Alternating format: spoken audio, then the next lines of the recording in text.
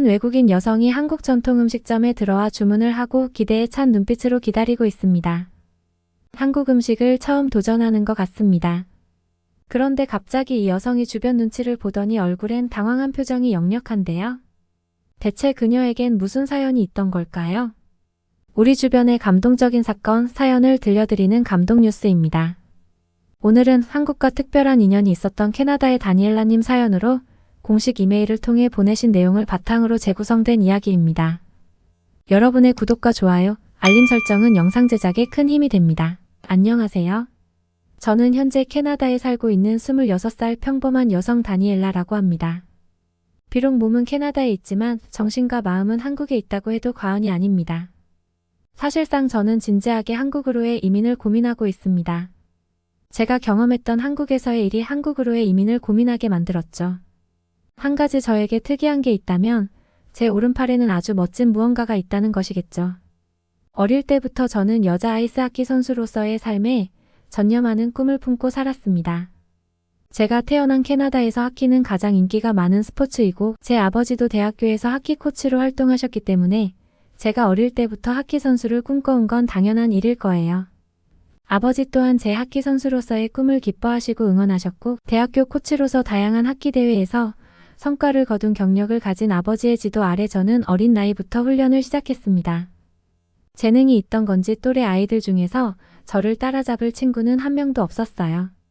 그리고 시간이 지나 매일 훈련에 적응해 나가며 자연스럽게 하키 선수로서의 엘리트 코스를 하나하나 밟아나가게 되었고 고등학생이 될 때에는 제 지역에서 명문 하키 구단으로 알려진 대학교 선수단 측에서 저에게 직접 찾아와 만남을 요청할 정도였지요.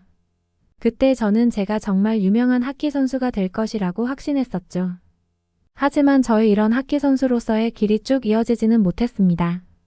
어릴 때부터 하키에 집중하며 바쁜 일상을 보내면서 다른 것들을 경험할 시간이 없었어요.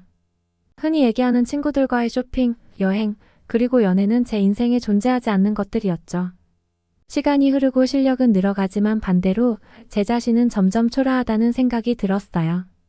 학교의 다른 친구들처럼 여러 경험을 하고 싶다는 생각이 간절했어요. 지금에서야 깨닫는 것이지만 어린 나이에 그런 고민은 당연했던 것 같아요. 그러한 고민과 번아웃 증상은 하키에 대한 열정을 점점 떨어뜨리게 만들었고 매일 아버지와 함께 진행하던 하키 훈련도 점차 빼먹기 일쑤였죠. 학교에서 하던 하키 훈련도 마찬가지였어요. 인생의 모든 것이었던 일이 나를 가두는 감옥처럼 느껴지는 현상을 경험한 사람이라면 저의 이야기를 이해할 수도 있을 것 같습니다. 그때부터 저는 인생에서 찾을 수 없는 소중한 학교 생활을 즐기기 위한 방황을 시작했습니다. 다른 사람들에게는 일상이 저에게는 큰 자극이 되었고 이런 생활에 점점 몰입하면서 하키는 점점 저의 인생에서 뒤로 밀려나게 되었습니다. 그리고 하키 훈련을 며칠 하지 않는다고 해도 제 실력은 그대로일 것이라는 생각도 함께 했었죠.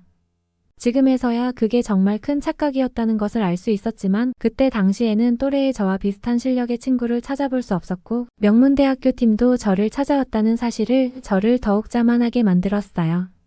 그렇기 때문에 훈련을 가지 않고 제 마음대로 놀러 다녔죠. 아버지는 매일 화를 내시곤 했지만 그건 저에겐 전혀 상관없었어요.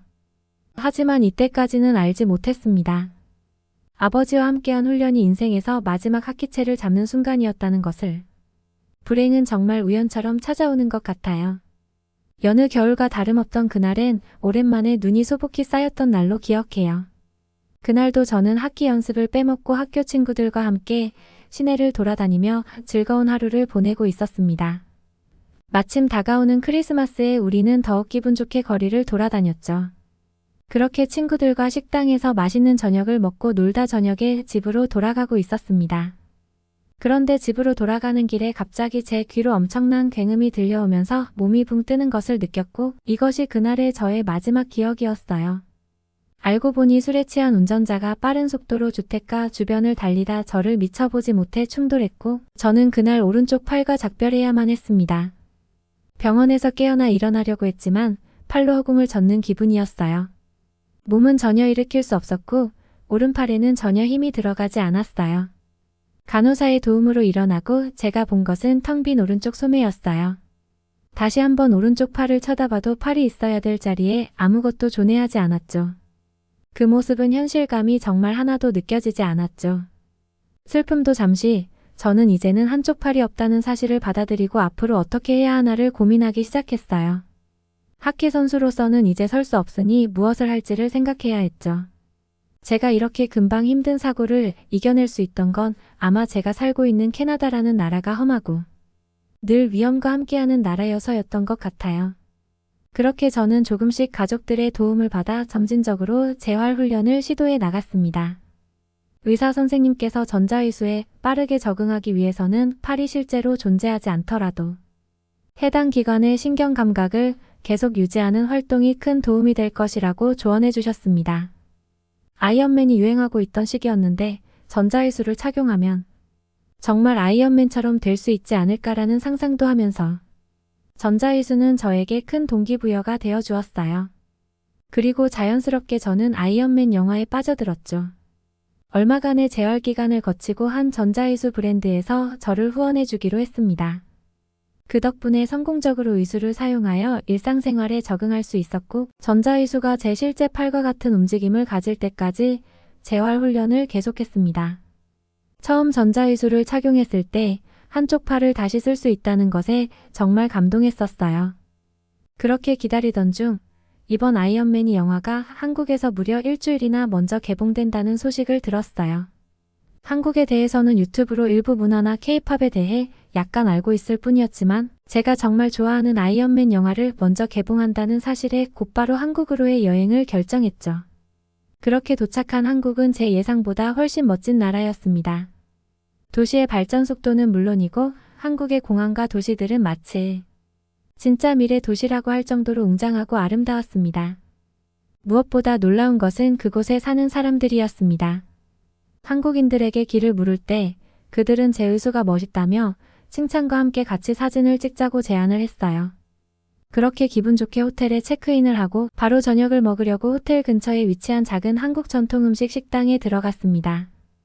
한국에 오기 전에는 주로 영화 관람을 목표로 했지만 한국에 도착하면서 제 경험은 캐나다와는 비교할 수 없을 만큼 행복했고 그곳의 한국인들 또한 아주 좋았기 때문에 예정에 없던 전통 식당을 방문하게 되었습니다. 그러나 그 식당에서 제 인생에서 처음으로 엄청난 당황을 경험하게 되었습니다. 음식이 나오기 전 물을 따르려고 물병을 집으려고 했지만 집을 수 없었어요. 바로 제가 착용한 의수에 문제가 생긴 거였어요. 그 순간 저는 식은땀이 흘렀고 왼팔로마저 물을 따르긴 했지만 혼자 왼손만으로 음식을 먹기는 힘들 것 같았어요. 그렇게 왼손으로 매우 조심스럽게 조금씩만 먹을 수 있는 상황에서 식당의 주인이셨던 한국인 할머니께서는 저에게 말을 거셨습니다. 저는 한국어를 제대로 구사하지 못했기 때문에 핸드폰 번역으로 손이 움직이지 않는다고 얘기했어요.